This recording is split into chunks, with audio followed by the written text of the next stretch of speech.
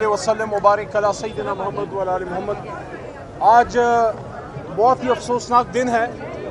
बतौर वकील मैं ये कह रहा हूँ कि जिस तरह आज मैंने अब्यूज़ अदालत में देखी है, मैंने अपनी वकालत की ज़िंदगी में ऐसा नहीं देखा। सख्त आर्गूमेंट्स होते हैं, सब कुछ होता है, लेकिन वकला के ज़रिए बात होती है और अदालत रेगुलेट करती है।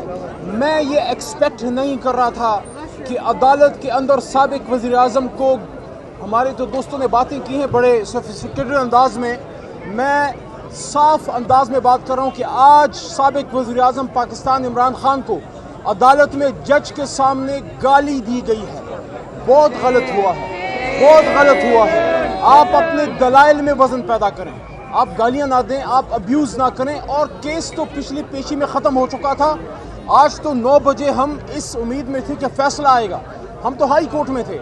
आज हाई कोर्ट में मोहतरम चीफ जस्टिस साहब के सामने हमने दरख्वास्त दी कि साइफर केस जो कल लगना था और यौम तकबीर की वजह से छुट्टी दी गई।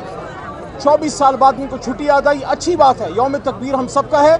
लेकिन ये भी सोचिए कि जिसने बम बनाया अब्दुल कदीर खान, उसका नाम तक कल ऑफिशियल डॉक्यूमेंटेशन में, कल किसी प्रेस रिलीज में, वज़ीर-ए-आज़म शहबाज शरीफ के ट्वीट में कहीं डॉक्टर कदीर का नाम नहीं था।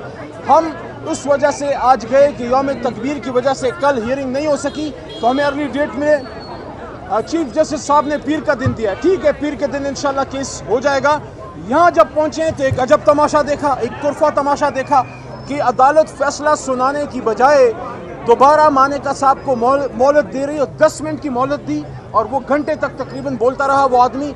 और वो ये नहीं सोच रहा था कि उस अदालत में ये हमारी बहनें और माएँ बैठी हैं, हमारी ख़वातीन बैठी हैं। लेकिन हम दोबारा ये कहते हैं, जिस तरह बैरिस्टर गौर साहब ने, उमर यूब साहब ने और शिबली साहब ने और हमारे वकला ने ये बात की है कि इंशाल्लाह, और हमारी बहन ने तुमुल शोज़ब साहिबा ने भी, कि हम अपना हौसला नहीं हारेंगे। मैंने अदालत में अपने वकला को भी ये बात की, हमारा काम मुकाबला करना है। हम हर फोरम पे जाएंगे, दलाइल में वज़न पैदा करेंगे, हमारे पास मजबूत केस है। और एक सवाल मैं ज़रूर मानेका साहब से पूछना चाहता हूँ बसद एहतराम, क्योंकि उम्र में मुझसे बड़े हैं। आपको 5 साल बाद कैसे याद आया कि इद्दत में मसला है? जब शादी हुई थी इमरान खान वज़ीर आज़म नहीं थे, आप किसी प्रेशर में नहीं थे।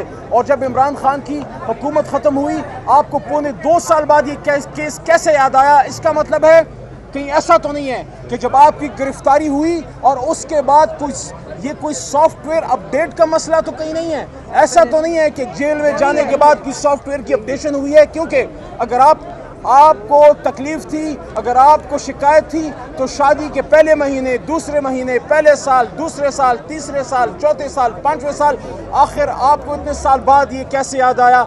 इसका मतलब है कि तमाम केसेस की तरह ये भी कंकॉक्टेड है, ये भी जेली है, ये भी साजिशी केस है, इमरान खान को अंदर रखने की कोशिश है।